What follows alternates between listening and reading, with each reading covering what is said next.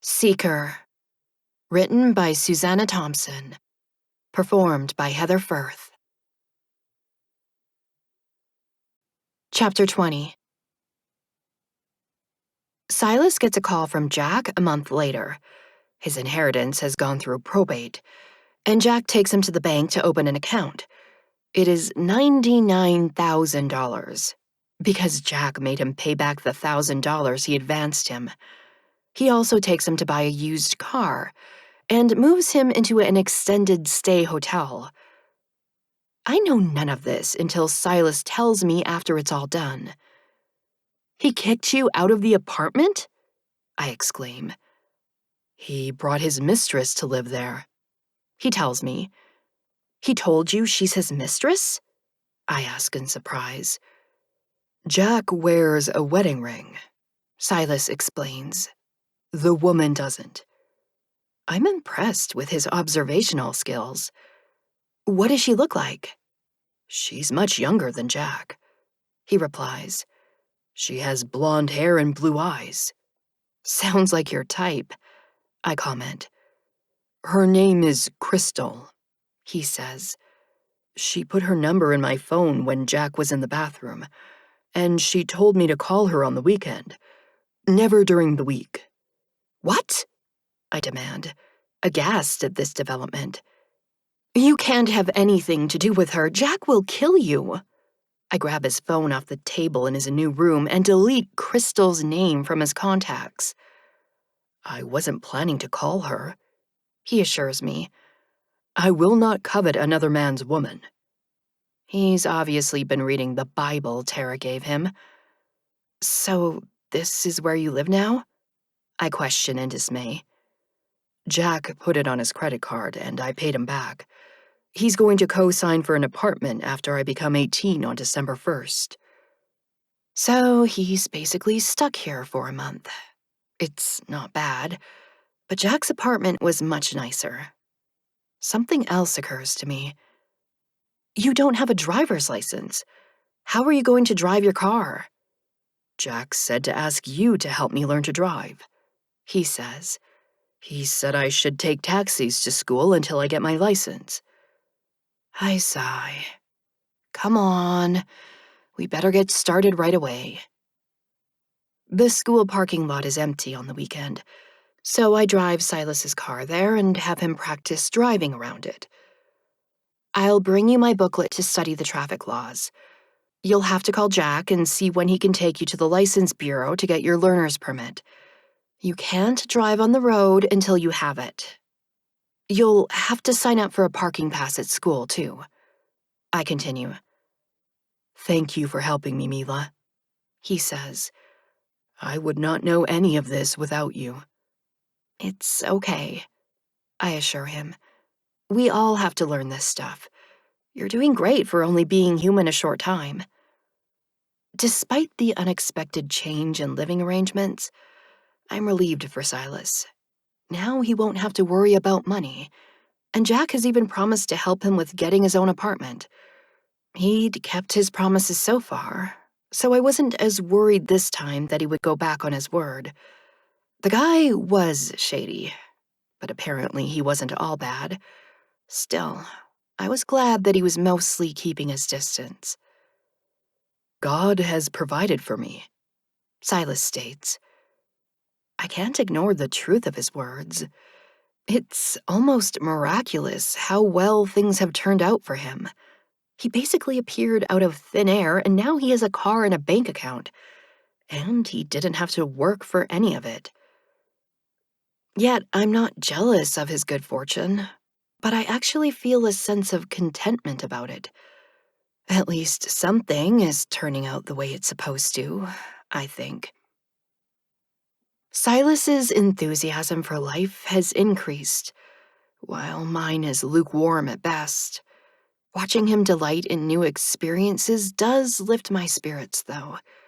He spent Halloween at my house helping me pass out candy, and I laughingly told him to stop dumping entire handfuls of it into the children's bags. "We'll run out before trick-or-treating is over," I told him. "They're so excited," he said. displaying an inordinate amount of excitement himself. "Especially the wee ones. They are running to the next house." "They are cute," I agreed. It's impossible not to smile when you see adorable little kids. After Silas gets his temporary permit, he talks me into going bowling with Tara's youth group. I need to practice driving, and I need a licensed driver in the car with me. I'm surprised by how warmly everyone greets him, but I guess they've gotten to know him since he's been to their church several times. Tara is less pleased to see me, so she apparently didn't know I was coming. Silas introduces me to the rest of them as his friend, Mila. He is bewildered when we tell him that we have to change into bowling shoes.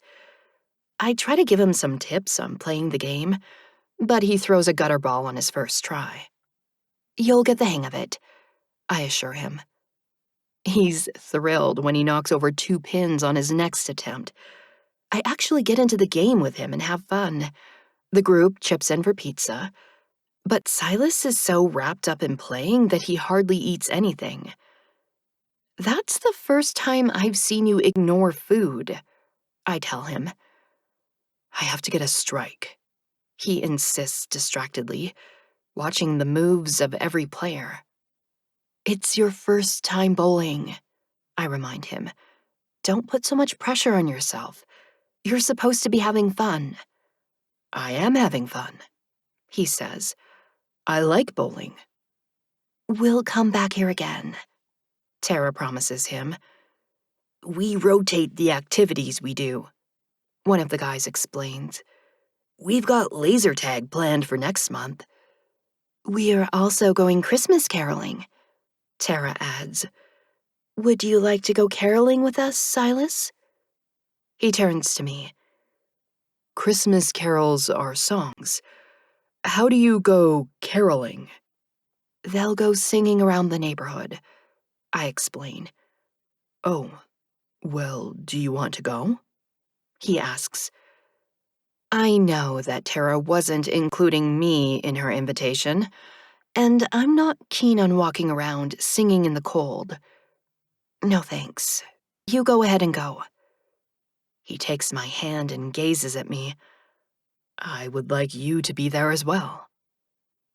I'm immediately aware of how this looks to the rest of the group. Silas is holding my hand and gazing into my eyes in what could only be construed as a romantic gesture. Arguing further might only prolong the awkwardness, so I tell him okay and pull my hand from his grasp. He's disappointed that he fails to make a strike before we're done at the bowling alley. I see Tara watching us as we walk to Silas's car, and I'm positive now that she has a crush on him. After debating whether I should tell him, I decide not to.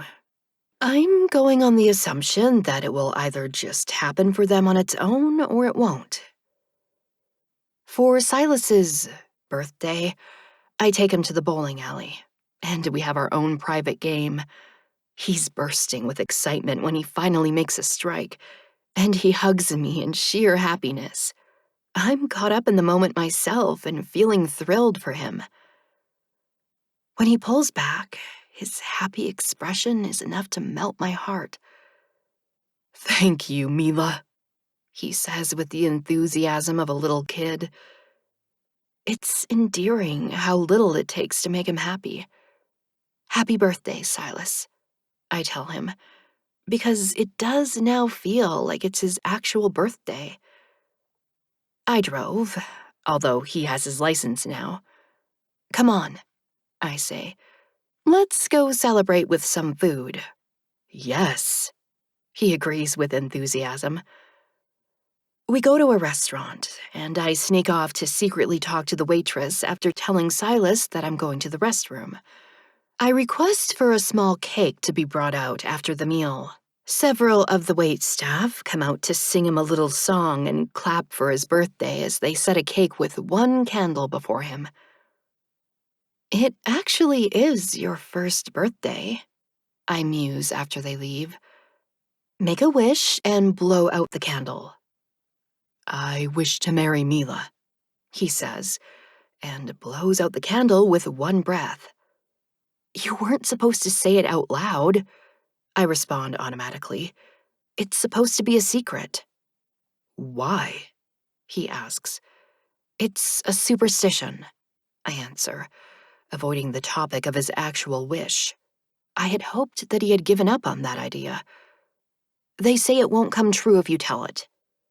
Wishing something won't make it happen, he states. Neither will rituals. The pagans had all kinds of rituals for a good harvest and victory in war, but it had no effect on the outcome of anything. I'm relieved that he's not discussing his wish. It's just a birthday tradition. We don't really take it seriously. I stand up and remove the candle from the cake before grabbing the knife to cut it. Silas watches me as I place a piece on a plate for him. He digs in as soon as I set it before him. I serve myself a small piece, and he's already cutting himself another piece as I'm settling back in my seat. I guess you like cake, I note with a smile. Yes, he confirms as he digs into a second piece. It's much thicker than the piece I cut for him. I have the waitress box up the rest of the cake for him to take home. He wants to pay the check, but I insist on getting it. I'm treating you for your birthday. But I have more money than you, he protests. I still have 92,000 and... I quickly cut him off. Don't say how much money you have in public. Somebody could follow you home and try to rob you. I glance around warily at the people around us, but nobody seems to be paying any attention to us. I'll treat you for your birthday, he says. When will it be your birthday? In June, I reply. I will pay for dinner, he states. Do you also want to go bowling? I laugh. Maybe. We'll see. His enthusiasm also extends to laser tag once he experiences that at the next youth group outing. I'm not quite as into it as he is, but I still hesitate when Tara asks me to sit the next game out with her. We'll get some slushies and cool down, she offers. That sounds tempting, so I agree to a slushie. The cold drink is refreshing, and I sip it gratefully as we sit down at a table. We rest in silence for a while, and I'm hoping that we won't have to talk. Silas says that you don't like going to church. No such luck. No, I respond. I really don't. But you used to go to church, she says. Yes, I reply. My parents haven't made me go since your friends died, she guesses. It kind of seems pointless, I tell her bitterly. Chloe went to church almost every Sunday, and it didn't save her. But it did, Tara insists. It saved her soul. That's not much consolation, I confess honestly. Why did she have to die so young? And Scott, Tyler, and Jeremy, all of them gone, just like that. We can't understand God's will, she begins. Please spare me the sermon, I exclaim. You don't know how I feel, so I understand how it feels to lose someone close to you, she tells me. My twin sister died when I was a child. I was only 4, but I remember her. I've missed having a sister so much over the years. Now she has gained my sympathy. I'm sorry. Was it an accident too? She got a virus. They never did find out what it was. Several children died from it. I stare at her in astonishment. The kids at the zoo? You know about that? She asks in surprise. You must have been just a child yourself. I was there that day, I explain. So was I, she says sadly. But my sister was the one who got sick. My mind is reeling from this revelation. I guess it's not such an unusual coincidence that we would have been at the zoo on that particular day, since we both live in the vicinity. It still seems incredible that I would be talking by chance to the sister of one of the victims that fateful day when I first saw Silas. What does it mean? I used to think you were strange, she admits, with that punk patch in your hair. Goth, I correct her. But you seem to be a nice girl, she continues. Don't turn your back on God because of what happened. You need him now more than ever. Well, thanks for the advice, I respond awkwardly, more sensitive to her now that I know the tragedy in her past. I'm not coming back to school after Christmas vacation, she tells me. I'm going to be homeschooled from now on. You're switching over in the middle of the year? I ask in dismay. Why? I asked Silas to marry me, she states. I gape at her. He turned me down, she says. He likes you, Mila. I knew as much, but I still hoped. I stir from my shock. Aren't you 16?